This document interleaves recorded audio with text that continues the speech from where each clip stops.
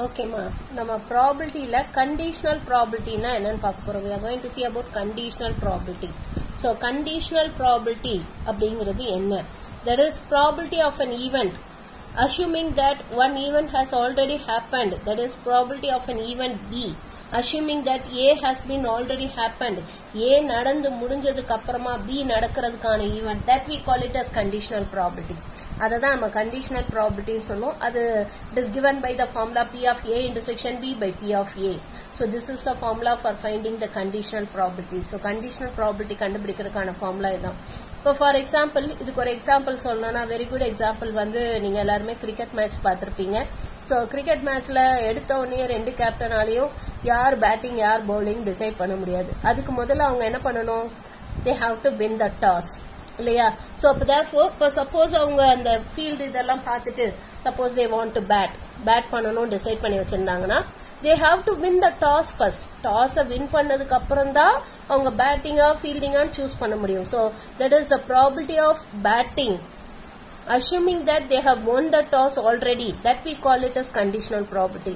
That is toss win பண்ணி முடிச்சதுக்கு அப்புறமா தான் அவங்க பேட் பண்ணணும். பேட் பண்றதுக்கான probability இருக்குது இல்லையா? பேட் பண்றதுக்கான probability என்ன அப்படின்னு கண்டுபிடிச்சோம்னா that we call it as conditional probability. That is ஒரு ஈவென்ட் நடந்து முடிச்சதுக்கு அப்புறமா அந்த இன்னொரு ஈவென்ட் நடக்கிறதுக்கான probability, that we call it as conditional probability. அதுதான் நம்ம conditional probability ன்னு சொல்றோம்.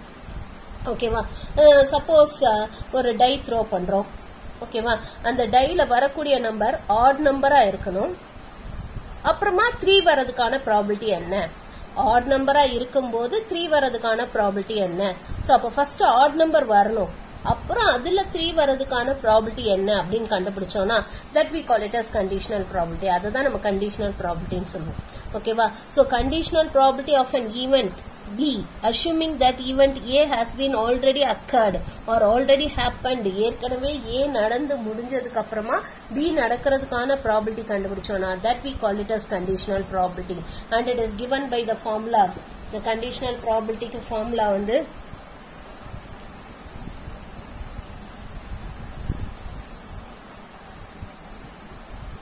so conditional probability க்கு P of B given A. B given A னா என்ன அர்த்தம்? Probability of occurrence of B assuming that A has been already happened. A already நடந்து முடிஞ்சதுக்கு அப்புறமா that is ஒரு மேட்ச்னு எடுத்துக்கிட்டோம்னா டாஸ் வின் பண்ணி முடிச்சதுக்கு அப்புறமா பேட்டிங் சூஸ் பண்றதுக்கான probability என்ன? சோ அதுதான் நம்ம இங்க பாக்குறோம். P of B given A னா அதான் அர்த்தம். A நடந்து முடிஞ்சதுக்கு அப்புறமா B நடக்கிறதுக்கான probability என்ன? So that we call it as P of B given A. இத நம்ம P of B given A ன்னு சொல்லுவோம். B by A ன்னு சொல்ல மாட்டோம். We call it as P of B given A and it can be given by the formula P of A intersection B divided by P of A. இங்க கீழ என்ன இருக்கோ அதே தான் கீழ போடணும். P of A intersection B மேல போடணும். இங்க கீழ என்ன இருக்கோ அதான் கீழ போடணும். ஓகேவா? இங்க வந்து P of A should not be equal to 0. P of A 0வா இருக்க கூடாது. அதே மாதிரி from this P of A given B எப்படி எழுதலாம்? P of A given B can be written by the formula, can be found out by the formula P of A intersection B by P of B. இங்க கீழ என்ன இருக்கோ அது அப்படியே கீழ போடணும். மேல ரெண்டுத்துக்கும் P of A intersection B தான்.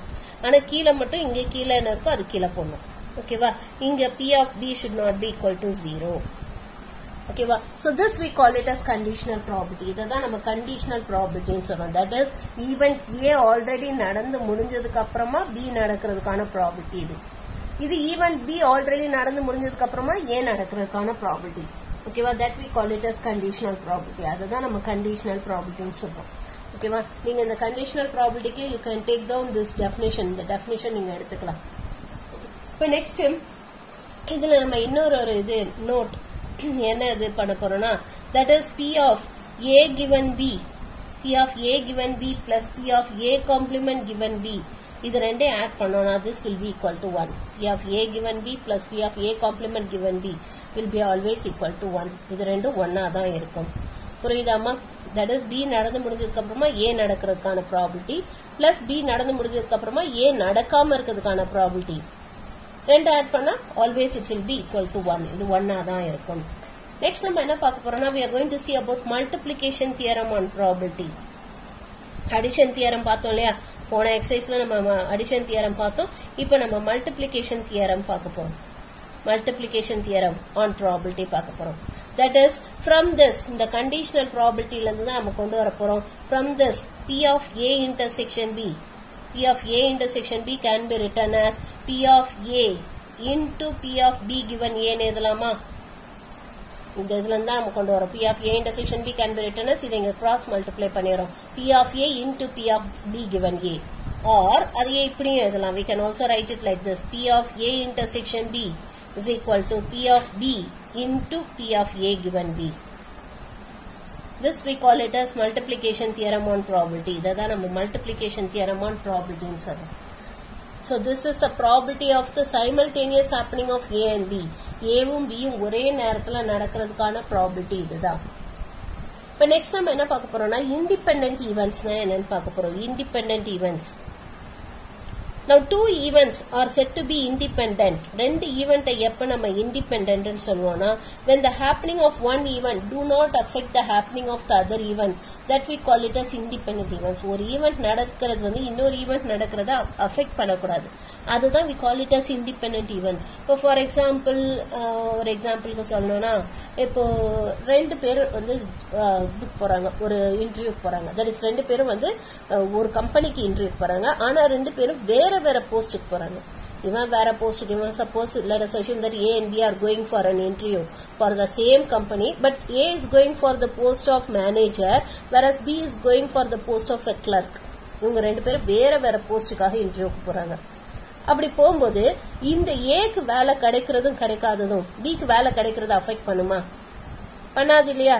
ஏன்னா these two are independent events. ஏக்கு வேலை கிடைச்சாலும் கிடைக்கலனாலும் பிக்கு அவனுக்கு தர மாதிரி தான் அவனுக்கு கிடைக்க போகுது, இவனுக்கு தர மாதிரி தான் இவனுக்கு கிடைக்க போகுது. ஓகேவா? சோ அப்ப these kind of event we call it as independent events. இததான் நம்ம independent events சொல்றோம். அதே மாதிரி இப்ப ஃபார் எக்ஸாம்பிள் இன்னொரு எக்ஸாம்பிள் சொல்றேன். ஒரு கிளாஸ்ல வந்து மிஸ் ஒரு சம்ம வந்து ஸ்டூடெண்ட்ஸ்ட கொடுக்குறாங்க, 3 ஸ்டூடெண்ட்ஸ்ட கொடுக்குறாங்கன்னு வச்சுக்கோ, A B C. இப்போ A சால்வ் பண்றது வந்து B சால்வ் பண்றது அஃபெக்ட் பண்ணுமா? B and C சால்வ் பண்றது அஃபெக்ட் பண்ணுமா? ஏக்கு டேலண்ட் இருந்தா அவன் அந்த சம்ம சால்வ் பண்ண போறான், பிக்கு டேலண்ட் இருந்தா அவன் சால்வ் பண்ண போறான், சிக்கு டேலண்ட் இருந்தா அவன் அந்த சம்ம சால்வ் பண்ண போறான். அப்ப therefore இத வந்து எதுவுமே ஒண்ணுத்துக்கு ஒண்ணு அஃபெக்ட் பண்ணாது. So such a kind of event we call it as an independent events. நான் ப்ரீவியஸ் கேஸ் சொன்னேன் இல்லையா, தட் இஸ் ரெண்டு பேர் வந்து இன்டர்வியூக்கு போறாங்க ஒரு கம்பெனிக்கு, பட் வேற வேற போஸ்டுக்கு போறாங்கன்னு சொன்னேன். இப்ப சப்போஸ் இவங்க ரெண்டு பேரும் ஒரு கம்பெனிக்கு இன்டர்வியூ போறாங்க, ஆனா ஒரே போஸ்டுக்கு போறாங்க, ரெண்டு பேருமே மேனேஜர் போஸ்டுக்கு தான் இன்டர்வியூ போனாங்கன்னா அப்ப ஏக்கு வேலை கிடைச்சா பிக்கு வேலை கிடைக்காதுல்ல, பிக்கு வேலை கிடைச்சா ஏக்கு கிடைக்காது. அப்ப அது மியூச்சுவலி எக்ஸ்க்ளூசிவ் ஈவெண்ட்ஸ் ஆயிடும். ஓகேவா? ஒரு ஈவெண்ட் நடக்கிறது இன்னொரு ஈவெண்ட் நடக்கிறத அவாய்ட் பண்ணுச்சுன்னா, தடுத்துச்சுன்னா அது மியூச்சுவல் எக்ஸ்க்ளூசிவ் ஈவெண்ட். ஒரு ஈவெண்ட் நடக்கிறதும் நடக்காததும் இன்னொரு ஈவெண்ட் நடக்கிறத அஃபெக்ட் பண்ணலன்னா அது இண்டிபெண்டன்ட் ஈவெண்ட்ஸ். ஓகேவா? சோ இண்டிபெண்டன்ட் ஈவெண்ட்ஸ்ங்கிறது இதுதான். The happening or non-happening of one event does not affect the happening or non-happening of the other event. ஒரு ஈவெண்ட் நடக்கிறதும் நடக்காததும் இன்னொரு ஈவெண்ட் நடக்கிறது நடக்காததை அஃபெக்ட் பண்ணாது. Such a kind of event we call it as independent events. And for the independent events, so ரெண்டு event இண்டிபெண்டன்டா இருக்கும்போது நமக்கு P of B given A என்ன ஆயிடும்னா P of B ஆவே ஆயிடும்.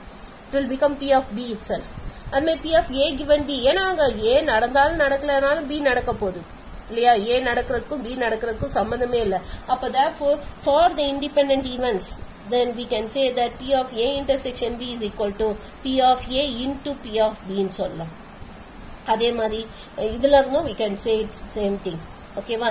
So this is the condition for two events to be independent. ரெண்டு event இண்டிபெண்டன்டா இருக்கிறதுக்கான condition இதுதான். So ரெண்டு ஈவெண்ட் வந்து இண்டிபெண்டன்டா இருக்கணும்னா then P of A intersection B should be equal to P of A into P of B இருக்கணும்.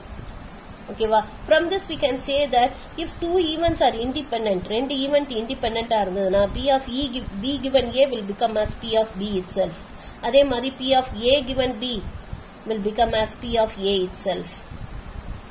ரெண்டு event இண்டிபெண்டன்டா இருந்தா இந்த கண்டிஷனல் ப்ராபபிலிட்டியே வராது. ஓகேவா? Okay, இப்ப next, if A1, A2, A3, etc. AN are mutually independent events. So இது எல்லாமே mutually independent events இருந்துச்சுன்னா then we can say that P of A1 intersection A2 intersection A3 intersection etc. intersection AN is equal to P of A1 into P of A2 into P of A3 etc. up to P of AN னு சொல்லலாம். ஓகேவா? எத்தனை independent events இருக்கோ அது எல்லாத்துக்கும் intersection கண்டுபிடிச்சோம்னா தனித்தனி probabilities எடுத்து multiply பண்றதுக்கு ஈக்குவலா இருக்கும். இப்போ நெக்ஸ்ட் நம்ம இந்த தியரம் பார்க்க போறோம். தியரம் 12.8. இது ஒரு முக்கியமான theorem. If A and B are independent, then A complement and B complement are independent. இதுதான் இப்போ நம்ம ப்ரூவ் பண்ண போறோம். ஓகேவா? மீதி ரெண்டு வந்து புக்ல கொடுக்கல, அதுவும் நம்ம சேர்த்து ப்ரூவ் பண்ண போறோம். We are going to prove all the three. So theorem 12.8. So இதில் நம்ம என்ன ப்ரூவ் பண்ண போறோம்னா, if A and B are independent, then A complement and B complement are independent. அதுதான் நம்ம ப்ரூவ் பண்ண போறோம். That is the statement of the theorem. இப்போ எப்படி ப்ரூவ் பண்றதுன்னு பார்க்கலாம். நமக்கு என்ன கொடுத்திருக்காங்க? A and B are independent. A and B are independent ன்னு கொடுத்திருக்காங்க இல்லையா? அப்பனா என்ன அர்த்தம்? That is P of A intersection B is equal to P of A into P of B. அதான் அர்த்தம். நம்ம ஏற்கனவே சொன்னோம், ரெண்டு ஈவெண்ட் இண்டிபெண்டா இருக்கணும்னா அதுக்கு என்ன கண்டிஷன் சொன்னோம்? P of A intersection B should be equal to P of A into P of B இருக்கணும்னு சொன்னோம். ஓகேவா? சோ அப்பதான் இதான் நமக்கு கொடுத்திருக்கு. இத let us take it as number 1.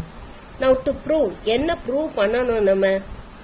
A complement and B complement are also independent. இதான் நம்ம ப்ரூவ் பண்ண போறோம். இது எப்படி ப்ரூவ் பண்றதுன்னு பார்க்கலாம். தட் இஸ் நம்ம என்ன ப்ரூவ் பண்ணோம்னா, P of A complement intersection B complement. So this is equal to P of A complement into P of B complement ன்னு ப்ரூவ் பண்ணா போதும். இத ப்ரூவ் பண்ணிட்டோம்னா அப்ப A complement and B complement are also independent ன்னு சொல்லிடலாம் இல்லையா? So இதை எப்படி ப்ரூவ் பண்றதுன்னு பார்க்கலாம். Proof. So for the proof, let us consider this LHS. LHS எடுத்துக்கலாம். That is P of A complement intersection B complement. இத can we write it as P of A union B the whole complement ன்னு எழுதிக்கலாமா? By De Morgan's law. De Morgan's law use பண்ணி இத P of A union B the whole complement ன்னு எழுதிக்கிறோம். இத we are going to write it as 1 minus P of A union B ன்னு எழுதலாமா? By theorem அந்த 12.5 அந்த theorem படிச்சோமே, அதுல என்ன சொன்னோம்? P of A complement can be written as 1 minus P of A ன்னு சொன்னோம் இல்லையா? அதை யூஸ் பண்ணி நம்ம இத P of A union B the whole complement 1 minus P of A union B ன்னு எழுதிக்கிறோம். இப்போ இந்த P of A union B addition theorem on probability அதை யூஸ் பண்ணி எப்படி எழுதுறோம்? P of A plus P of B minus P of A intersection B ன்னு எழுதிக்கலாமா? By addition theorem on probability படிச்சோம் இல்லையா? இப்போ இந்த P of A intersection B க்கு பதிலா இத சப்ஸ்டிட்யூட் பண்ண போறோம். ஏன்னா இது ஆல்ரெடி given இல்லையா? P of A intersection B is equal to P of A into P of B. அதை இங்க சப்ஸ்டிட்யூட் பண்ண போறோம். அப்ப therefore this will become as, இது நமக்கு என்ன ஆகும்? So which is equal to 1 minus of P of A plus P of B minus P of A into P of B. This is by 1. அந்த 1ல இருந்து எழுதிருக்கோம். இப்போ மைனஸ் ஆல உள்ள multiply பண்ணிடுவோம். அப்போ 1 minus P of A minus P of B plus P of A into P of B. இப்போ என்ன பண்ண போறோம்? இது 1 minus P of A அப்படியே வச்சுக்கோ. இது ரெண்டுத்துல இருந்து minus P of B வெளியில எடுத்துடலாம். Let us take minus P of B outside. அப்ப இங்க மீதி என்ன இருக்கும்? 1. இங்க மீதி என்ன இருக்கும்? minus P of A. இல்லையா? இப்போ which is equal to, so 1 minus P of A நம்ம என்ன எழுதலாம்? P of A complement ன்னு எழுதலாமா? Can we write this as P of A complement minus P of B into P of A complement ன்னு எழுதலாம். இது again. இப்போ இது ரெண்டுத்துல again P of A complement is common. So P of A complement வெளியில எடுத்துட்டோம்னா மீதி நமக்கு என்ன இருக்கும்?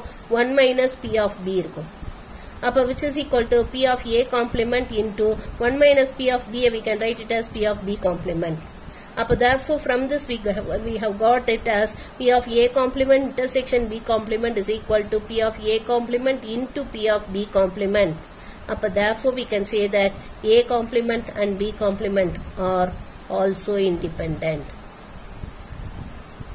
புரிஞ்சுதாமா? புரிஞ்சுதா? இது இதோட ப்ரூஃப் நமக்கு ரொம்ப ரொம்ப முக்கியம். நம்ம அந்த டி மார்கன்ஸ் லா யூஸ் பண்ணி போட்டுட்டு அதுக்கப்புறம் A யூனியன் Bக்கு இந்த ஃபார்முலா சப்ஸ்டிட்யூட் பண்ணிடுறோம். சப்ஸ்டிட்யூட் பண்ணிட்டு அங்க A இன்டர்செக்ஷன் Bக்கு பதிலா P of A into P of B அது சப்ஸ்டிட்யூட் பண்றோம். பண்ணிட்டு அப்புறம் நம்ம ஃபேக்டரைஸ் பண்றோம். பண்ணோம்னாலே நமக்கு ஆன்சர் வந்துடும். ஓகேவா?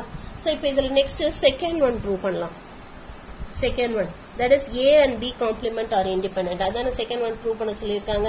A and B complement are independent. இது எப்படி ப்ரூவ் பண்றதுன்னு பார்க்கலாம். சோ நமக்கு என்ன கொடுத்திருக்காங்க? It is given that A and B are independent. A and B are independent ன்னு கொடுத்திருக்காங்க. நம்ம என்ன ப்ரூவ் பண்ண போறோம்னா, that is நமக்கு என்ன கொடுத்திருக்காங்கன்னா P of A intersection B is equal to P of A into P of B. இதை let us take it as number 1. நம்ம என்ன prove பண்ண போறோம்னா to prove we are going to prove that A and B complement are independent.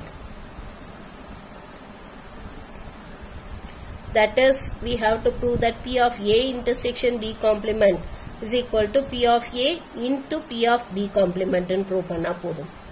இதை prove பண்ணிட்டோம்னா அப்ப நம்ம A and B complement are independent ன்னு சொல்லிடலாம். இதை எப்படி prove பண்றதுன்னு பார்க்கலாம். Proof. So for the proof, let us consider the LHS. LHS எடுத்துக்கலாம். That is P of A intersection B complement. இதை வந்து நம்ம எப்படி எழுத போறோம்னா by using அந்த தியரம் 12.5 ஒன்று படிச்சோமே ஞாபகம் இருக்கா, அதை யூஸ் பண்ணி இதை நம்ம எப்படி எழுதலாம், காம்ப்ளிமெண்டே இல்லாததை எழுதிக்கணும். P of A மைனஸ் காம்ப்ளிமெண்டே இல்லாம இது அப்படியே எழுதணும்ல P of A intersection B. ஞாபகம் இருக்காமா, அந்த தியரம் 12.5ல நம்ம படிச்சோம். இது உங்களுக்கு ஞாபகம் இருக்கும்னு நினைக்கிறேன். போன எக்ஸசைஸ்ல நம்ம படிச்சோம். லாஸ்ட் எக்ஸசைஸ்ல we studied this theorem. That is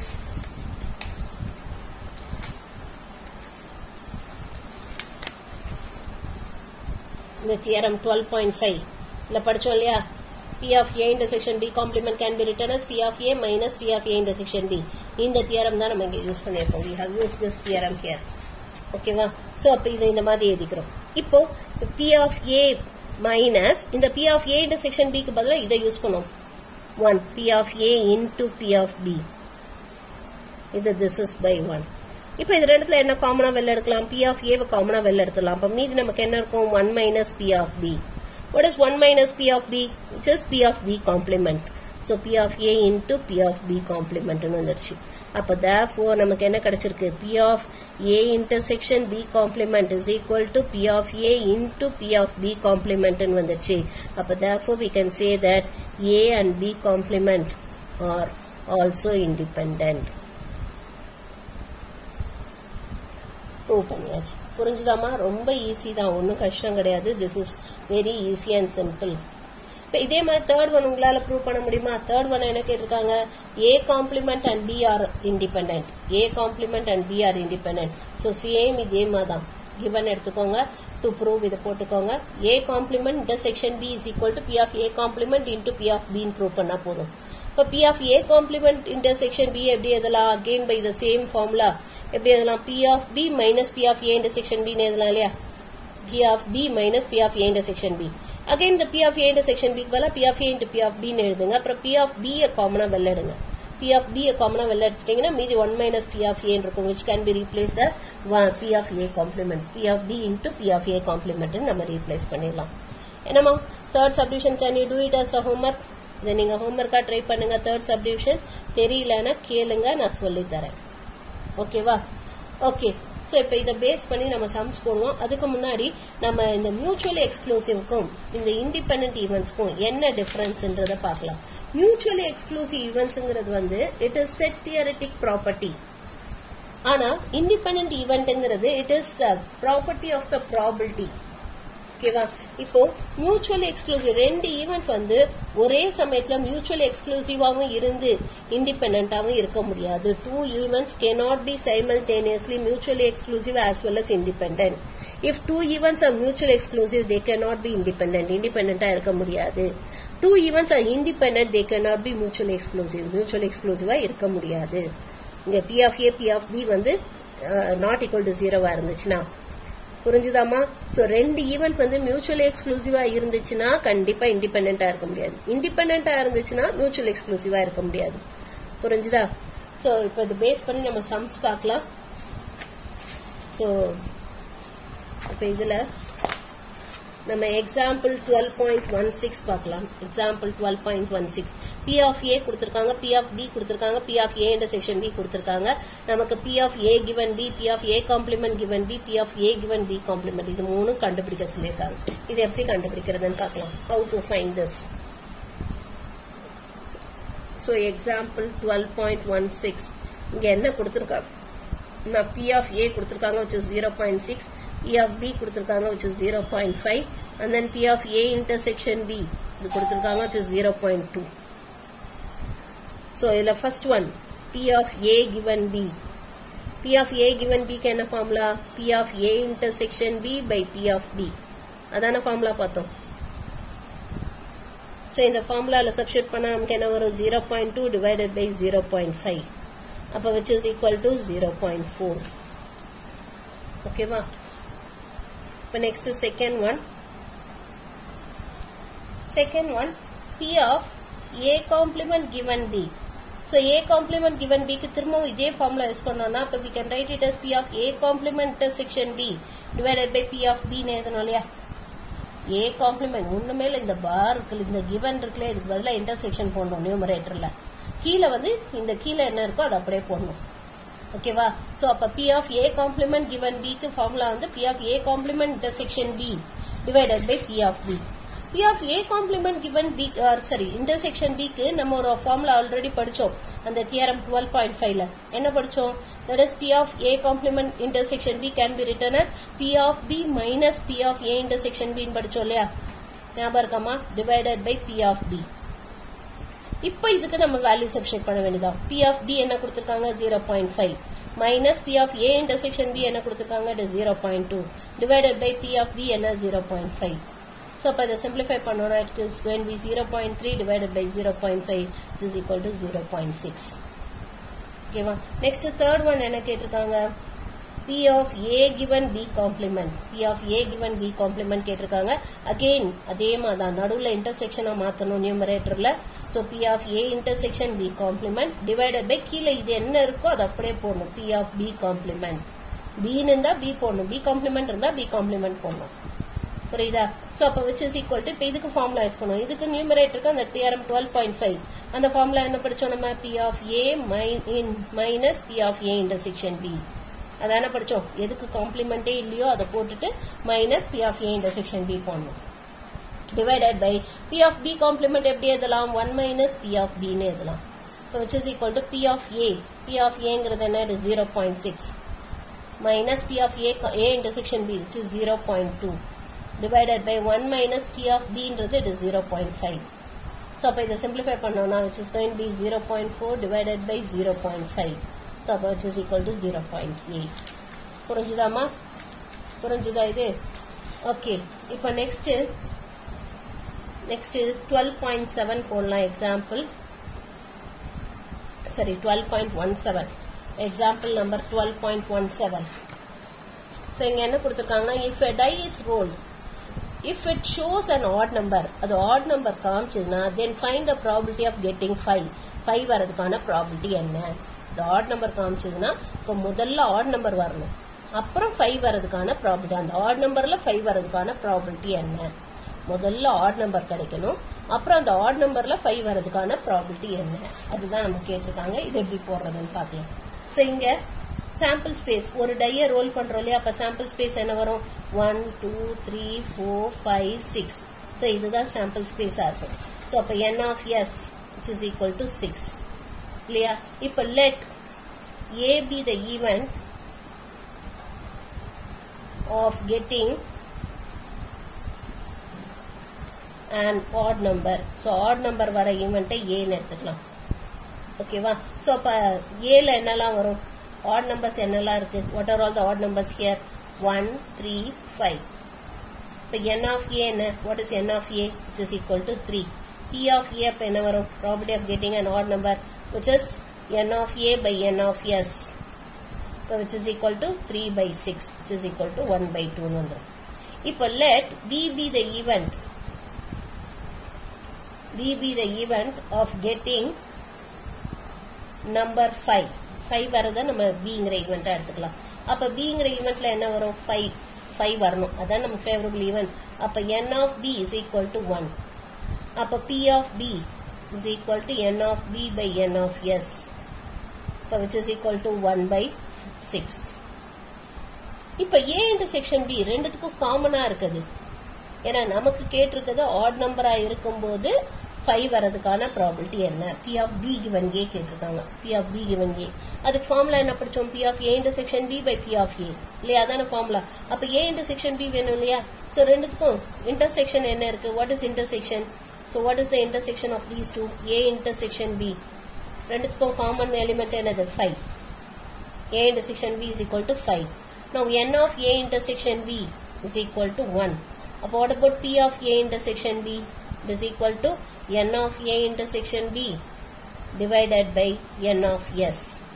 Which is equal to 1 by 6. Now let us find what is P of B given A. That is probability of getting a 5. Already assuming that already odd number has happened. Odd number already வந்துட்டதா assume பண்ணிட்டு அதுல 5 வரதுக்கான probability என்ன அதானே கேட்டிருக்காங்க. So probability of getting the number 5 assuming that already odd number has been occurred or already odd number has been happened. So this is equal to P of A intersection B divided by P of A. அதான formula படிச்சோம். This is the formula. அப்ப இதுல substitute பண்ணா என்ன வரும்? P of A intersection B is 1 by 6 divided by P of A என்ன? It is 1 by 2. So அப்ப இதை simplify பண்ணோம்னா which can be written as 2 by 6. 2 by 6 which is equal to 1 by 3. So this is the probability of getting a number 5 assuming that odd number has been already happened while throwing a die. புரிஞ்சுதாமா? புரிஞ்சுதா இது? Okay, next example sum பார்க்கலாம். Example number 12.18. 12.18 பார்க்கலாம். 2 cards are drawn from a pack of 52 cards in succession. So அடுத்தடுத்து 2 card எடுக்கிறோம். Find the probability that both are jack when the first card is replaced.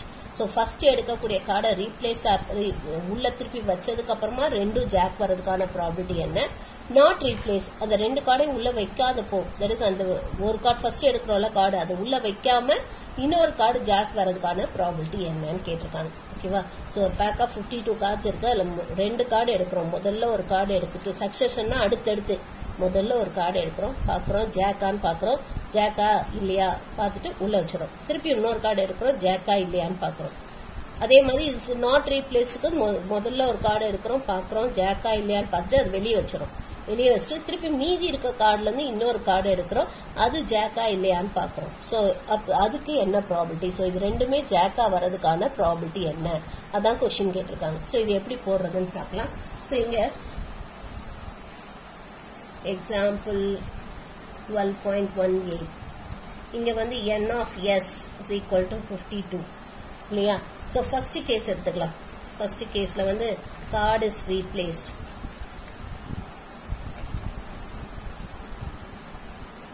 Let A be the event of getting jack in first draw and B be the event of getting jack in second draw. So first ஈவெண்ட்ல வந்து jack first டிராவில் jack வரதுக்கான ஈவெண்ட்டை நம்ம ஏன்னு எடுத்துக்கலாம். Second டிராவில் jack வரதுக்கான ஈவெண்ட்டை பின்னு எடுத்துருக்கோம். ஸோ ஃபர்ஸ்ட் டிராவில் that is n of A. n of A எத்தனை ஜாக் இருக்கு? 4 கார்ட்ஸ் இருக்கு, 4 ஜாக் கார்ட்ஸ் இருக்கு. அப்போ therefore P of A என்ன வரும்? P of A is equal to n of A by n of S which is equal to 4 by 52. இப்போ n of B எத்தனை jack cards இருக்கு? ஏன்னா ஃபர்ஸ்ட் எடுத்த கார்டை நம்ம திருப்பி உள்ள வச்சிட்டோம்னா இப்ப திருப்பி மொத்தம் நம்ம கிட்ட எத்தனை ஜாக் கார்டு இருக்கு? உள்ள 4 கார்டு இருக்கும். ஏன்னா நம்ம எடுத்த கார்டு ஜாக்கா இருந்ததுன்னா அதை திருப்பி உள்ள வச்சிட்டோம். இப்ப முன்னமும் உள்ள ஜாக் எத்தனை ஜாக் கார்டு இருக்கு? 4 ஜாக் கார்ட்ஸ் இருக்கு. ஸோ அப்ப n of B is equal to 4. அடுத்து P of B என்ன வரும்? P of B is equal to n of B by n of S. அப்ப which is equal to 4 by 52. அப்ப therefore we can say that நமக்கு P of A intersection B that is first drawலையும் jack வந்து and second drawலையும் jack வரணும்னா simultaneous happening of 2 events. first drawலையும் jack வந்து andனா intersection and second drawலையும் jack வரணும்னா அதுக்கு probability என்னன்னு பாத்தீங்கன்னா now these 2 events are independent events. ஏன்னா first drawல jack வரதும் வராததும் second drawல jack வரதை அஃபெக்ட் பண்ண போறது கிடையாது. ஏன்னா நம்ம அதை எடுத்துட்டு கார்டை திருப்பி உள்ளே வச்சிட்டோம். ஸோ அதனால இங்க they are independent events. அப்ப therefore P of A into P of B ன்னு சொல்லலாம். which is equal to 4 by 52 into 4 by 52. So அப்ப இதை simplify பண்ணோம்னா which is equal to 1 by 13 into 1 by 13 which is equal to 1 by 169. So this is the probability of getting a jack, getting both the cards to be jack assuming that the first card is replaced. First card replace பண்ணதுக்கு அப்புறமா ரெண்டுமே jack வரதுக்கான probability இதுதான். இப்போ இது second case எடுத்துக்கலாம். Let us assume the second case. Card is not replaced. First card is not replaced. Okay, first card நம்ம திருப்பி உள்ள வைக்கல. That is, இப்போ நம்ம என்ன பண்ண போறோம்னா, let A be the event of getting a jack in the first card, first draw.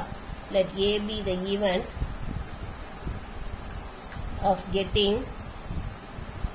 jack in first draw, and B be the event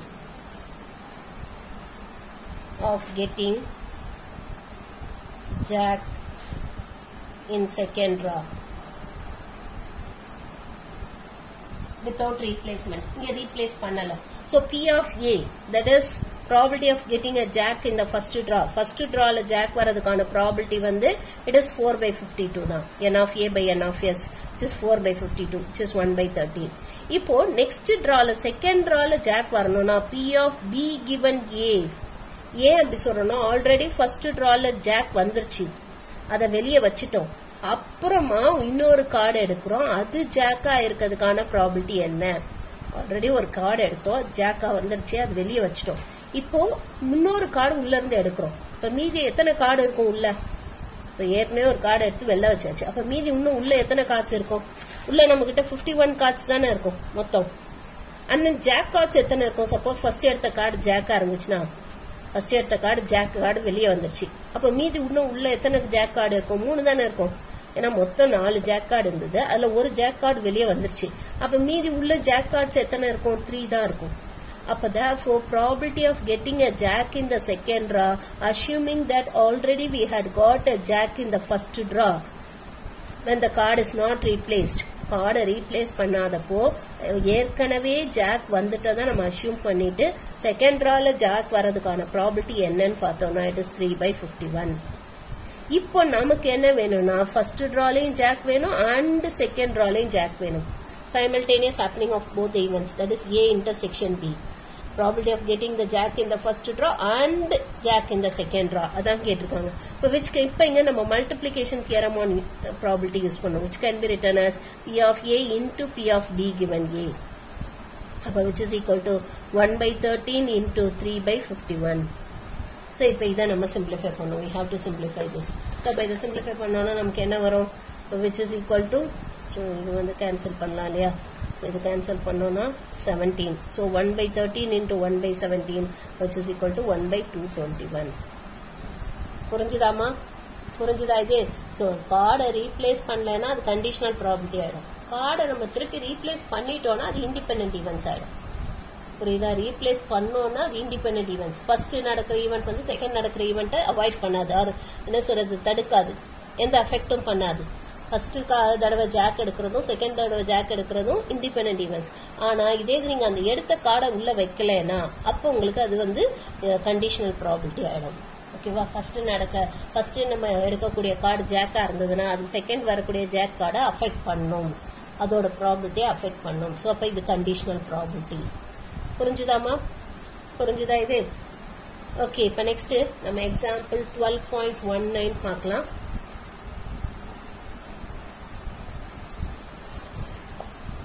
A coin is tossed twice. Event E and F are defined as follows. E, head on first toss. F, head on second toss. So, first tossல head வந்ததுன்னா அது E என்ற event எடுத்திருக்கோம். Second tossல head வர event Fங்கிற event எடுத்திருக்கோம். Find P of E union F, P of E given F, P of E complement given F, or E and F independent events. தான் நம்ம கேட்டிருக்காங்க. இது எப்படி போறதுன்னு பார்க்கலாம். So, ஒரு காயினை வந்து நம்ம 2 தடவை டாஸ் பண்றோம். We are tossing the coin 2 times.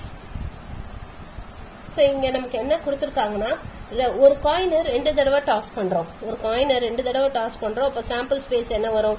So ஒரு காயினை 2 தடவை டாஸ் பண்ணா என்னெல்லாம் வரலாம்? ஹெட் வரலாம், அல்லது ஹெட் டெய்ல் வரலாம், அல்லது டெய்ல் ஹெட் வரலாம், அல்லது டெய்ல் வரலாம். ஓகேவா? ஸோ இதுதான் வந்து சாம்பிள் ஸ்பேஸ். ஸோ இப்போ நமக்கு என்ன கொடுத்துருக்காங்கன்னா இட் இஸ் கிவன் தட் ஈங்கிறது வந்து it is the event of head on the first toss. ஈங்கிற ஈவெண்ட் வந்து head on first toss. So first டாஸ்ல ஹெட் வர ஈவெண்ட் வந்து இ. ஸோ அப்போ ஈங்கிற ஈவெண்ட்ல என்னெல்லாம் வரும்? ஃபர்ஸ்ட் டாஸ்ல எதுலலாம் ஹெட் வருது, இது ரெண்டுத்துல தான் ஃபர்ஸ்ட் டாஸ்ல ஹெட் வருது. ஸோ அப்போ HH and then HT and then Fங்கிற ஈவெண்ட் வந்து it is head on second toss. So second டாஸ்ல ஹெட் வர ஈவெண்ட்டை நம்ம எஃப்னு எடுத்திருக்கோம். ஸோ அப்போ எஃப்ங்கிற ஈவெண்ட்ல என்னெல்லாம் வரும், செகண்ட் டாஸ்ல ஹெட் வரணும். ஸோ அப்போ இது ஒன்று and then இது ஒன்று, இது ரெண்டு ஈவெண்ட் தான் வரும். ஸோ அப்போ it is HH and then TH. இந்த ரெண்டு ஈவெண்ட்ல தான் நமக்கு செகண்ட் டாஸ்ல ஹெட் வருது. ஓகேவா? now what about E union F, sorry E intersection F. E intersection F என்ன வரும், what is E intersection F? ரெண்டுத்துக்கும் காமனா உள்ளது என்னது, what is E intersection F? HH இல்லையா, அதுதான் ரெண்டுத்துக்கும் காமனா இருக்கு. புரியுதாமா? ஸோ இப்போ இது கண்டுபிடிச்சாச்சு. இப்போ இதுல இருந்து let us find what is P of S, sorry P of E என்னன்னு கண்டுபிடிப்போம். P of E. So P of E, so இதுல இருந்து N of S என்ன, N of S is equal to 4, இங்கே N of E is equal to 2, N of F is equal to 2, N of E intersection F is equal to 1. ஓகேவா? now P of E is equal to N of E by N of S, அப்போ which is equal to 2 by 4. அடுத்து P of F என்ன, it is N of F by N of S, which is equal to 2 by 4. and then P of E intersection F, so which is equal to N of E intersection F divided by N of S, which is equal to 1 by 4. so இதெல்லாம் நம்ம கண்டுபிடிச்சாச்சு. இப்போ நம்ம first one என்ன கேட்டிருக்காங்க, first question P of E union F கேட்டிருக்காங்க. P of E union F க்கு நமக்கு என்ன ஃபார்முலா படிச்சோம், for any two events, இது mutually exclusive கிடையாது. so for any two events என்ன ஃபார்முலா படிச்சோம், is P of E plus P of F minus P of E intersection F. இதான படிச்சோம் addition theorem on probability ல. so it's just substitute பண்ண வேண்டியதா, 2 by 4 plus 2 by 4 minus 1 by 4, அப்ப which is equal to 3 by 4. so this is P of E union F. அடுத்து second one என்ன கேட்டிருக்காங்க, P of E given F. P of E given F க்கு என்ன formula படிச்சோம், it is P of E intersection F divided by P of F. அதான formula படிச்சோம். இப்போ which is P of E intersection F என்ன, 1 by 4 divided by P of F என்ன, it is 2 by 4. so simplify பண்ணோம்னா it is 1 by 2. அடுத்து third one என்ன கேட்டிருக்காங்க, P of E complement intersection given F. P of E complement given F. so இதுக்கு formula எப்படி எழுதணும் சொன்னேன் நானு. so இதுக்கு வந்து P of E complement intersection F, இது அப்படியே இன்டர்செக்ஷனா மாத்திட்டு கீழே இங்க என்ன இருக்கோ அது அப்படியே எழுதணும், P of F, which is equal to P of E complement intersection F க்கு என்ன ஃபார்முலா, அந்த தியரம் 12.5 ல படிச்சோமே, என்ன ஃபார்முலா, எதுக்கு காம்ப்ளிமெண்டே இல்லையோ அதை எழுதணும், P of F minus அப்புறம் காம்ப்ளிமெண்டே இல்லாம எழுதணும், P of E intersection F divided by P of F. அப்ப which is equal to, so it is P of F என்ன, what is P of F, it is 2 by 4, 2 by 4 minus 1 by 4 divided by 2 by 4. so இப்போ இதை simplify பண்ணோம்னா என்ன வரும், it is 1 by 4 by 2 by 4, which is equal to 1 by 2.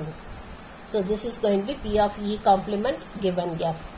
இப்போ நமக்கு இன்னொரு question கேட்டிருக்காங்க, are the events independent, Eயும் Fயும் independent-ஆன்னு கேட்டிருக்காங்க. so let us find what is P of E into P of F. இது என்னன்னு கண்டுபிடிப்போம், P of E into P of F என்னன்னு பார்ப்போம். so P of E என்ன, what is P of E, 2 by 4, P of F என்ன, it is 2 by 4. so ரெண்டையும் multiply பண்ணோம்னா it is 2 by 4 into 2 by 4. so அப்ப which is equal to, so it is 1 by 4 into, 1 by 2 into 1 by 2, which is 1 by 4, which is equal to P of E intersection F இல்லையா, இதான P of E intersection F, அது 1 by 4 இல்லையா. அப்போ P of E intersection F is equal to P of E into P of F ன்னு வரதுனால we can say that E and F are independent. so E and F are independent events. so they are independent events. புரிஞ்சுதாமா, புரிஞ்சுதா? இது sums எல்லாம் ரொம்ப easy, ஒண்ணுமே இல்ல, ரொம்ப ரொம்ப ஈஸி. ஓகே, இப்போ நெக்ஸ்ட் சம் பார்க்கலாம். எக்ஸாம்பிள் 12.20. ஸோ இங்க என்ன கேட்டிருக்காங்கன்னா, if A and B are two independent events such that P of A is equal to 0.4, P of A union B is equal to 0.9, find P of B. So A and B நமக்கு independent events ஆயிருந்ததுனா what is P of B ன்னு கேட்டிருக்காங்க. இங்க என்ன கொடுத்திருக்காங்கன்னா P of A is equal to 0.4 ன்னு கொடுத்திருக்காங்க. P of A union B is equal to 0.9 ன்னு கொடுத்திருக்காங்க. P of B என்னன்னு கேட்டிருக்காங்க. So P of A union B க்கு என்ன ஃபார்முலா படிச்சோம் நம்ம? It is P of A plus P of B minus P of A intersection B. இங்க இன்னொன்னு என்ன கொடுத்திருக்காங்கன்னா A and B are independent events ன்னு கொடுத்திருக்காங்க. So A and B are independent events னா அப்ப நம்ம என்ன சொல்லலாம்? We can say that P of A plus P of B, இந்த P of A intersection B க்கு பதிலா P of A into P of B ன்னு சொல்லலாமா?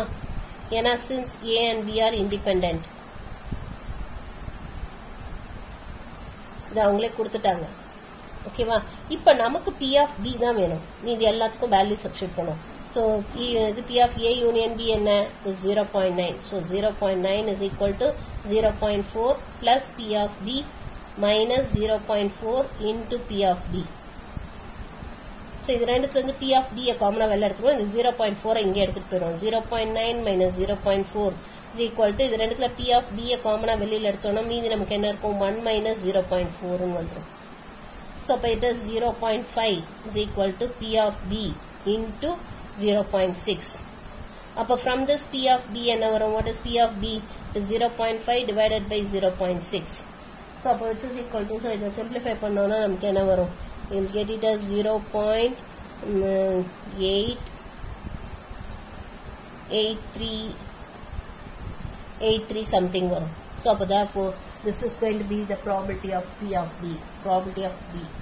D ஓட probability இதுதான். புரிஞ்சுதாமா? புரிஞ்சுதா இது? So நமக்கு வந்து ஏவும் B இண்டிபெண்டண்டா இருந்துச்சுன்னா P of Aவும் P of A union B யும் கொடுத்துட்டாங்கனாலே போதும். P of B நம்ம ஈஸியா கண்டுபிடிச்சிடலாம் இந்த மெத்தட்ல. அடுத்தது எக்ஸாம்பிள் 12.21 இது பார்க்கலாம். So இங்க நமக்கு என்ன கொடுத்திருக்காங்கன்னா an anti-aircraft gun can take maximum of 4 shots at an enemy plane moving away from it. So ஒரு ஏர்கிராஃப்ட் கன் வந்து அந்த enemy plane அதை விட்டு தள்ளி போற அந்த enemy plane வந்து maximum 4 shots வந்து ஹிட் பண்ண முடியும். The probability of hitting the plane in the first, second, third and fourth shot or so first, second, third and fourth shotல அது ஹிட் பண்ணக்கூடிய probability கொடுத்திருக்காங்க. Find the probability that the gun hits the plane. அந்த கன் வந்து அந்த பிளேனை hit பண்றதுக்கான probability என்ன அதான் கேட்டிருக்காங்க. இந்த சம் ரொம்ப ஈஸி. நம்ம வந்து இங்க வந்து H1 H2 ன்னு எடுத்திருக்காங்க. let A B C D be the events that the plane that the gun is hitting the plane in first, second, third, fourth shots respectively. So first shotல hit பண்றது Aங்கற event எடுத்துர்க்கேன், second ஷாட்ல hit பண்றது Bங்கற event எடுத்துர்க்கேன், third ஷாட்ல hit பண்றது Cங்கற ஈவென்ட் எடுத்துர்க்கேன், ஃபோர்த் ஷாட்ல ஹிட் பண்றது Dங்கற ஈவென்ட் எடுத்துர்க்கேன். சோ இப்போ நமக்கு என்ன கொடுத்திருக்காங்கன்னா it is given that P of A first shotல ஹிட் பண்றது 0.2. அப்ப இதுல வந்து P of A complement கண்டுபிடிக்கலாமா? P of A complement is equal to 1 minus P of A, which is equal to 1 minus 0.2, which is equal to 0.8. அடுத்தது P of B கொடுத்திருக்காங்க, which is equal to 0.4. அப்ப P of B complement என்ன வரும்? Which is equal to 1 minus P of B, which is equal to 1 minus 0.4, which is equal to 0.6. அடுத்தது P of C கொடுத்திருக்காங்க, which is 0.2. So P of C complement என்ன வரும்? Which is 1 minus P of C, which is equal to 1 minus 0.2, which is equal to 0.8. அடுத்தது P of D கொடுத்திருக்காங்க, which is equal to 0.1. which is P of D complement என்ன வரும்? Which is 1 minus P of D, which is equal to 1 minus 0.1, which is equal to 0.9. So இது எல்லாமே நமக்கு கொடுத்துட்டாங்க. This is what given. இப்போ நமக்கு என்ன question கேட்டிருக்காங்கன்னா find the probability that the gun hits the plane. So the probability that the gun hits the plane. அந்த gun வந்து அந்த plane ஹிட் பண்ணணும். So அந்த gun அந்த plane ஹிட் பண்ணணும்னா அது வந்து either ஃபர்ஸ்ட் ஷாட்ல ஹிட் பண்ணலாம், அல்லது செகண்ட் ஷாட்ல ஹிட் பண்ணலாம், அல்லது தேர்ட் ஷாட்ல ஹிட் பண்ணலாம், அல்லது ஃபோர்த் ஷாட்ல ஹிட் பண்ணலாம் இல்லையா? தட் இஸ் ஃபர்ஸ்ட் ஷாட்ல ஹிட் பண்ணலாம், ஆர் செகண்ட் ஷாட்ல ஹிட் பண்ணலாம், ஆர் தேர்ட் ஷாட்ல ஹிட் பண்ணலாம். That is P of first ஷாட்ல ஹிட் பண்ணலாம், ஆர்னா யூனியன். செகண்ட் ஷாட்ல ஹிட் பண்ணலாம், ஆர் தேர்ட் ஷாட்ல ஹிட் பண்ணலாம், ஆர் ஃபோர்த் ஷாட்ல ஹிட் பண்ணலாம் இல்லையா? 4 ஷாட்ல ஏதாவது ஒண்ணுத்துல ஹிட் பண்ணலாம், அல்லது 2-3 ஷாட்ல கூட ஹிட் பண்ணலாம். சோ அப்ப therefore either A or B or bothனால யூனியன் சொன்னோம் இல்லையா? சோ அதனால தான் இங்க நம்ம யூனியன் போட்டுக்கோம். இதான் நம்ம கண்டுபிடிக்க வேண்டியது. So இதை எப்படி கண்டுபிடிக்க போறோம்னா, this we can write this as 1 minus P of A union B union C union D the whole complement ன்னு எடுத்துக்கலாமா? By using the formula P of A is equal to 1 minus P of A complement. அந்த formula use பண்ணி இதை எழுதியிருக்கோம்.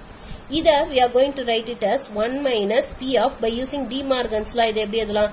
A complement intersection B complement intersection C complement intersection D complement ன்னு சொல்லலாமா? Can we write it like this? By using De Morgan's law. இப்போ now these 4 events are independent events இல்லையா? இந்த 4 event ஏன்னா first ஷாட்ல ஹிட் பண்றதும் பண்ணாததும் second ஷாட்ல hit பண்றதை அஃபெக்ட் பண்ண போறது கிடையாது.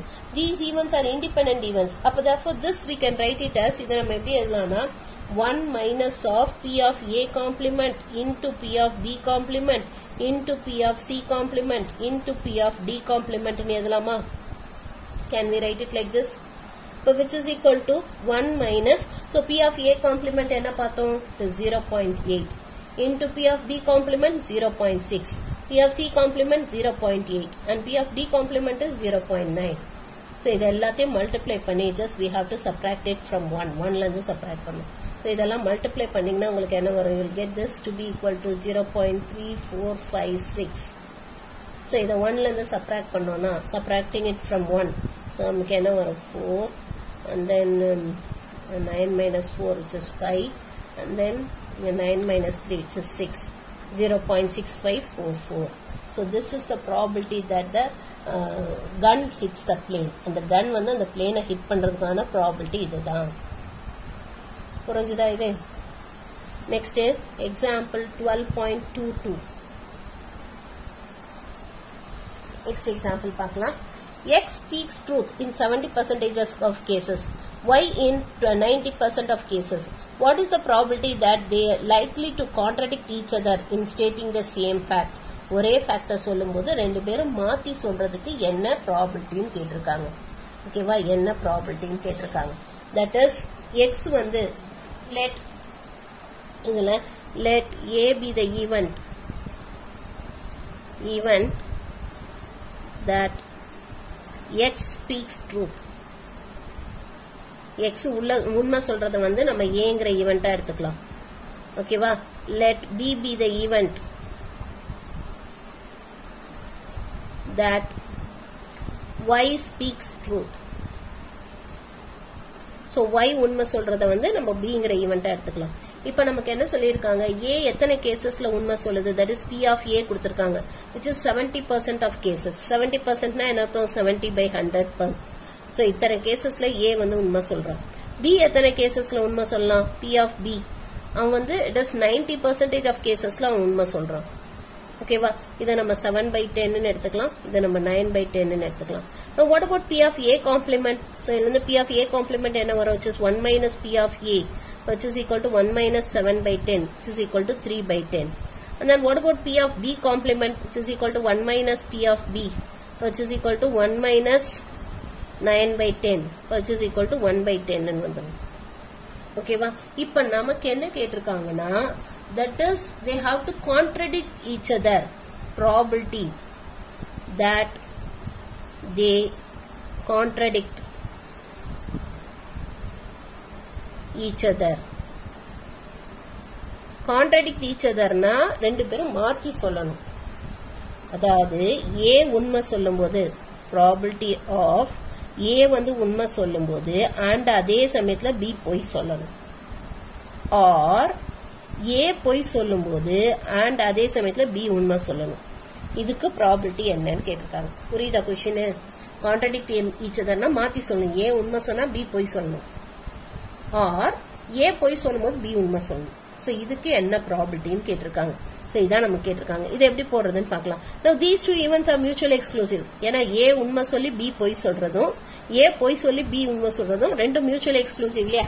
They are mutually exclusive events. So therefore this we can write it as P of A intersection B complement plus P of A complement intersection B னு எழுதிக்கலாம். Now இதுக்கு நமக்கு ஃபார்முலா தெரியும். We know the formula for this. Now these events are independent events. A உண்மை சொல்றதும் சொல்லாததும் நமக்கு B உண்மை சொல்றதை அஃபெக்ட் பண்ண போறது கிடையாது. அப்ப therefore we can say this to be equal to P of A into P of B complement plus P of A complement into P of B ன்னு சொல்லலாமா? ஏன்னா since A and B are independent. ஏன்னா A உண்மை சொல்றதும் B உண்மை சொல்றதும் எதுவுமே affect பண்ண போறது கிடையாது. இல்லையா? A உண்மை சொன்னாலும் சொல்லனாலும் B உண்மை சொல்றத அஃபெக்ட் பண்ண போறது கிடையாது. So they are independent events. இப்ப P of A தெரியும். P of A என்ன? It is 7/10. Into P of B complement என்ன? It is 1/10. Plus P of A complement என்ன? 3/10. Plus into P of B complement என்ன? Sorry, P of B என்ன? It is 9/10. So இப்ப இதை just simplify பண்ண வேண்டியதா. So simplify பண்ணா உங்களுக்கு என்ன வரும்? It will be equal to 7/100 plus so this is 27/100. So ரெண்டே add பண்ணோம்னா we'll get it as 34/100 or which can be written as 0.34. அப்ப therefore probability that they are contradict each other. அதாவது ரெண்டு பேரும் மாத்தி சொல்றதுக்கான அந்த probability வந்து it is 0.34. புரிஞ்சுதாமா? புரிஞ்சுதா இது? Okay. இப்ப next example sum பார்க்கலாம். That is example 12.23. Example 12.23.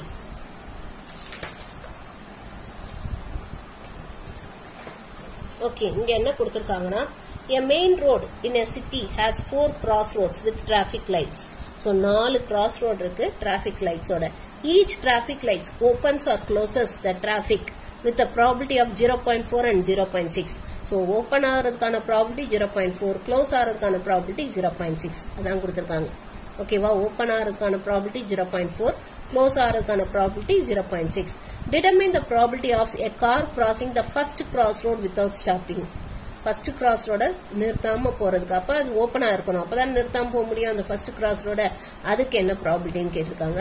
அடுத்து a car crossing first 2 crossroads without stopping. First 2 cross ரோட நிறுத்தாம போகணும். அப்ப ஃபர்ஸ்ட் 2 இதான அந்த டிராபிக் லைட்ஸ்மே ஓப்பனா இருக்கணும். அப்பதான் நிறுத்தாம போக முடியும். அதுக்கு என்ன ப்ராபபிலிட்டின்னு கேட்டிருக்காங்க. Third one, a car crossing all crossroads and stopping at the third cross. So 4 இதுலயுமே that is 3 இதுல வந்து தாண்டி போயிடணும். ஃபர்ஸ்ட், செகண்ட், ஃபோர்த் இது 3த்துலயுமே நிறுத்தாம போகணும். ஆனா தேர்ட்ல மட்டும் நிறுத்தி போகணும். அதுக்கு என்ன ப்ராபபிலிட்டின்னு கேட்டிருக்காங்க.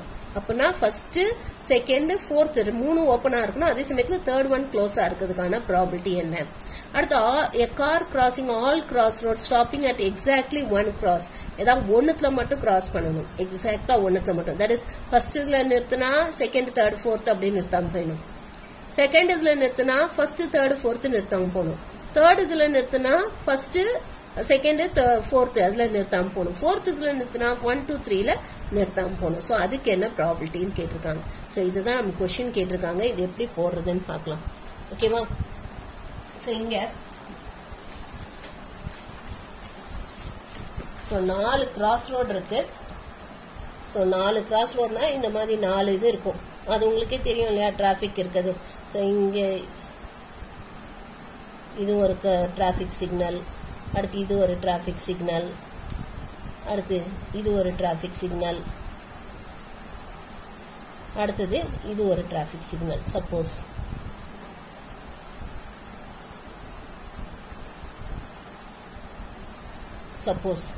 சோ இந்த ஃபர்ஸ்ட் சிக்னலை வந்து நம்ம ஏன்னு எடுத்துக்கலாம், இந்த செகண்ட் சிக்னலை பின்னு எடுத்துக்கலாம், தேர்ட் சிக்னலை சின்னு எடுத்துக்கலாம், ஃபோர்த் சிக்னலை டின்னு எடுத்துக்கலாம்.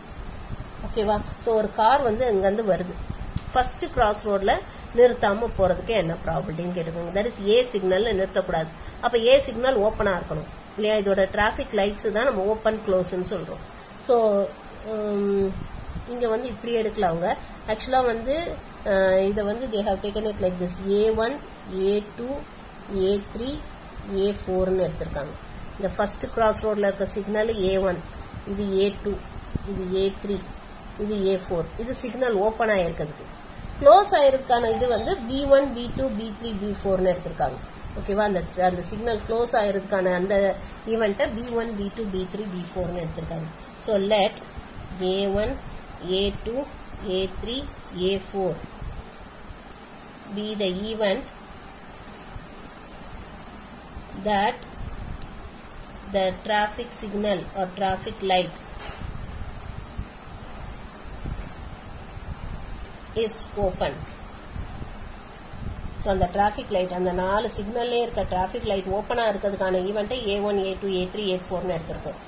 Let B1 B2 B3 B4 be the event that the traffic light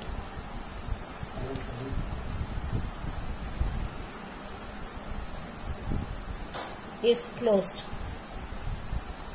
Traffic light close ஆயிருக்க அந்த ஈவென்ட்டை B1 B2 B3 B4 னு எடுத்துறோம். So நம்ம B1 B2 B3 B4 வந்து the event that the traffic light is closed னு எடுத்துறோம். So இப்ப traffic light ஓபனா இருக்கிறதுக்கான probability, that is P of A1. P of A1 வந்து it is 0.4. ஓகேவா? So P of A2 it is also 0.4. P of A3, that is எல்லா traffic lightமே ஓபனா இருக்கிறதுக்கான probability வந்து 0.4 னு கொடுத்திருக்காங்க. A4 நமக்கு 0.4 னு கொடுத்திருக்காங்க. அந்த traffic light close ஆ இருக்கிறதுக்கான probability, that is P of B1, அது வந்து it is 0.6. 1 minus P of A1. ஏன்னா இங்க நம்ம A complement னு எடுக்கல, அதுக்கு பதிலா நம்ம P of B1 னு எடுத்திருக்கோம். So P of B1 is equal to 0.6. P of B2 it is equal to 0.6. P of B3 it is equal to 0.6. P of B4 it is equal to 0.6. இத நம்ம இல்லனா இப்படியே கூட எடுத்துக்கலாம். A B C D அப்படிங்கற events எடுத்துட்டு இத எல்லாத்தையும் A complement B complement C complement D complement னு எடுத்துக்கலாம். அப்படியும் எடுத்து போடலாம். புக்ல இந்த மாதிரி கொடுத்திருக்காங்க, நம்ம அப்படியே எடுத்து போடலாம். இப்போ ஃபர்ஸ்ட் क्वेश्चन என்ன கேட்டிருக்காங்க நமக்கு? Probability that a car crossing the first crossroad without stopping. So first crossroad without stopping. So first crossroadல நிறுத்தக்கூடாது. அப்ப first crossroad மட்டும் நமக்கு ஓபன் ஆயிருக்கணும். That is first traffic light on ஆயிருக்கிறதுக்கான probability என்ன அதான் கேட்டிருக்காங்க. So first இது on ஆயிருக்கிறதுக்கான probability என்ன? It is P of A1 which is equal to 0.4. ஓகேவா? அடுத்து செகண்ட் ஒன் என்ன கேட்டிருக்காங்க? First a car crossing first 2 crossroads. So first 2 crossroads without stopping. அது என்னன்னு கேட்டிருக்காங்க. ஓகேவா? தட் இஸ் அப்பனா என்ன அர்த்தம்? ஃபர்ஸ்ட் கிராஸ் ரோட்லயும் நிறுத்தக்கூடாது, அப்ப அதுவும் ஓபனா இருக்கணும். அண்ட் செகண்ட் கிராஸ்லயும் நிறுத்தக்கூடாது, அப்ப அதுவும் ஓபனா இருக்கணும். அதுக்கு என்ன ப்ராபபிலிட்டி? ஃபர்ஸ்ட் கிராஸ் ரோடும் ஓபனா இருக்கணும், தட் இஸ் அந்த டிராபிக் லைட்டும் ஓபனா இருக்கணும், செகண்ட் கிராஸ் ரோட டிராபிக் லைட்டும் ஓபனா இருக்கணும். அதுக்கு என்ன ப்ராபபிலிட்டின்னு கேட்டிருக்காங்க. Now these two events are independent events இல்லையா? ஃபர்ஸ்ட் கிராஸ் ரோட டிராபிக் லைட் ஆன் ஆகுறதும் ஆஃப் ஆகுறதும் செகண்ட் கிராஸ் ரோட டிராபிக் லைட் ஆன் ஆகுறது ஆஃப் ஆகுறது அஃபெக்ட் பண்ணாது. So these are independent events. அப்ப therefore this we can say it as P of A1 into P of A2 னு சொல்லலாம். which is equal to 0.4 into 0.4. அப்ப which is equal to 0.16. இப்ப third one என்ன கேட்டிருக்காங்க? A car crossing all crossroads stopping at third cross. ஓகேவா? So stopping at third cross. So third cross roadல மட்டும் stop ஆகணும், மீதி எல்லாத்தையும் நிக்க கூடாது, மீதி எல்லாம் அப்படியே போயிடணும். சோ அப்ப அதுக்கு என்ன ப்ராபபிலிட்டின்னு கேட்டிருக்காங்க. தட் இஸ் அப்படின்னா என்னன்னா ஃபர்ஸ்ட் டிராபிக் லைட் ஓபனா இருக்கணும், அண்ட் செகண்ட் டிராபிக் லைட் வந்து ஓபனா இருக்கணும், அண்ட் தேர்ட் டிராபிக் லைட் எப்படி இருக்கணும்? க்ளோஸ்டா இருக்கணும், அப்பதானே தேர்ட் கிராஸ்ல நிக்க முடியும். அண்ட் ஃபோர்த் டிராபிக் லைட் எப்படி இருக்கணும்? அதுவும் ஓபனா இருக்கணும். இதுக்கு என்ன ப்ராபபிலிட்டின்னு கேட்டிருக்காங்க. புரியுதா? That is first traffic light, second traffic light, fourth traffic light இதெல்லாம் ஓபனா இருக்கணும். ஆனா தேர்ட் டிராபிக் லைட் மட்டும் க்ளோஸா இருக்கணும். அப்பதானே தேர்ட் அந்த கிராஸ் ரோட்ல மட்டும் நிக்க முடியும், மீதி எதுலயுமே நிறுத்தாம. அப்ப இது and then these events are independent events. But therefore we can say that P of A1 into P of A2 into P of B3 into P of A4. அப்படின்னு சொல்லலாம். அப்போ which is equal to 0.4 into 0.4 into 0.6 into 0.4 ன்னு சொல்லலாம். So இது எல்லாத்தையும் நம்ம multiply பண்ணி simplify பண்ணோம்னா if you are going to multiply and simplify it you'll get it to be equal to 0.0384. அடுத்தது fourth one நமக்கு என்ன கேட்டிருக்காங்க? A car crossing all crossroads stopping exactly one cross. So stopping exactly at one cross. So ஒரு cross roadல மட்டும் நிறுத்தணும். எக்ஸாக்ட்டா ஒரே ஒரு cross roadல மட்டும் நிறுத்தணும். இது எதுலயுமே நிறுத்தக்கூடாது. அதுக்கு என்ன ப்ராபபிலிட்டின்னு கேட்டிருக்காங்க. That is அப்ப ஏதாவது ஒரு cross roadல மட்டும் தான் நிறுத்தணும். That is எப்படி இருக்கலாம்னா A1ல நிறுத்தாம B1 that is second crossல நிறுத்தாம third crossல நிறுத்தாம fourth crossல நிறுத்தலாம் இல்லையா? இப்படி இருக்கலாம். or A1ல நிறுத்தாம A2ல நிறுத்தாம third crossல நிறுத்திட்டு fourth crossல நிறுத்தாம போலாம் இல்லையா? சோ இதுவும் எக்ஸாக்ட்டா ஒண்ணுல மட்டும் நிறுத்தாம போறது. or first crossல நிறுத்தாம second crossல நிறுத்திட்டு third crossல நிறுத்தாம fourth crossல நிறுத்தாம போலாம் இல்லையா? சோ இதுவும் எக்ஸாக்ட்லி ஒரு crossல மட்டும் நிறுத்திருக்கோம். அடுத்தது or first crossல நிறுத்திட்டு second crossல நிறுத்தாம and third crossல நிறுத்தாம and fourth crossலயும் நிறுத்தாம போலாம் இல்லையா? சோ இதுதான் நமக்கு கேட்டிருக்காங்க. they have asked this. ஓகேவா? சோ இதான் நம்ம கேட்டிருக்காங்க. சோ இதை நம்ம எப்படி எழுதலாம்? now these are mutually exclusive events. ஏன்னா ஏதாவது ஒண்ணுத்துல மட்டும் தான் நிறுத்தணும். அப்ப either fourth crossல நிறுத்தலாம் or third crossல நிறுத்தலாம் or second crossல நிறுத்தலாம் or first crossல நிறுத்தலாம். சோ அப்ப therefore these are mutually exclusive events. அப்ப therefore இதெல்லாம் நம்ம பிளஸ் போட்டு எழுதலாமா? and these events are independent events. இது எல்லாமே independent events. அப்ப therefore this we can write it as P of A1 into P of A2 into P of A3 into P of B4 plus P of A1 into P of A2 into P of B3 into P of A4 plus P of A1 into P of B2 into P of A3 into P of A4 plus P of B1 into P of A2 into P of A3 into P of A4. So just we have to substitute and simplify. So this substitute பண்ணானா நமக்கு என்ன வரும்? we'll get this to be equal to, so which is equal to 0.4 into 0.4 into 0.6 into 0.4 into 0.6. இதே மாதிரி 4 times வரும். so அதை நம்ம 4 into ன்னு எழுதிக்கலாம். ஏன்னா எல்லாத்துலயுமே இதே தான் வரும். so 4 into ன்னு எழுதிக்கலாம். அப்ப which is equal to 4 into, so இதை மல்டிப்ளை பண்ணோம்னா நமக்கு என்ன வரும்? you'll get it as 0.0384. so இதை 4 ஆல மல்டிப்ளை பண்ணோம்னா அப்ப நமக்கு என்ன வரும்? you get this to be equal to 16 and then 33 15 carry 1 0.1536. so this is the probability that the car is stopping exactly at one cross. ஒரே ஒரு crossல மட்டும் நிறுத்துறதுக்கான probability இதுதான். புரிஞ்சுதாமா? புரிஞ்சுதா? ஓகே. ஸோ இதை பேஸ் பண்ணி எக்ஸசைஸ் சம்ஸ் வந்து நம்ம அடுத்த வீடியோவில் பார்க்கலாம்.